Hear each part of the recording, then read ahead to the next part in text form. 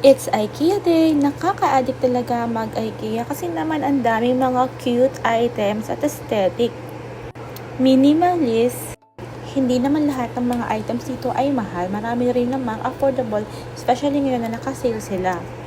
At isa pa sa nagustuhan ko sa IKEA ay grabe. Napakaganda ng quality. Alam nyo, sobrang bigat ng mga furnitures dito. Hindi kaya ng isang tao. Kung ako kasi, hindi ko talaga sila kaya. So, nagpapabuhat talaga ako. Kaya yun yung nagustuhan ko sa IKEA. Kasi ang daming nabibili sa online shops. Pero, mga imitation lang yun at saka poor quality. Kaya kung meron din naman kayong konting budget, dito na kayo sa IKEA. Jackpot pa kayo kapag nakita nyo na naka-yellow tag. Kita nyo yan. Bet ko yan para dun sa kwarto namin. Ang daming pwedeng ilagay. Tapos, iba-iba pa yung sizes. Kaya, perfect para sa maraming mga anik-anik.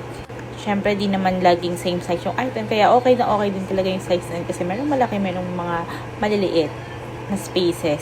So, this one, ang dami din mga organizers dito. Ito, ang mura lang yan. Tapos, ang dami rin talaga dito ng mga aesthetic kung mahilig kayo sa mag-collect. Kasi modern living na tayo ngayon. So, mga modern na yung mga houses. Dahil malayo yung parking namin, yung ibang mga furnitures ay online ko na lang in-order at for delivery na lang siya. Tulad ng mga yan.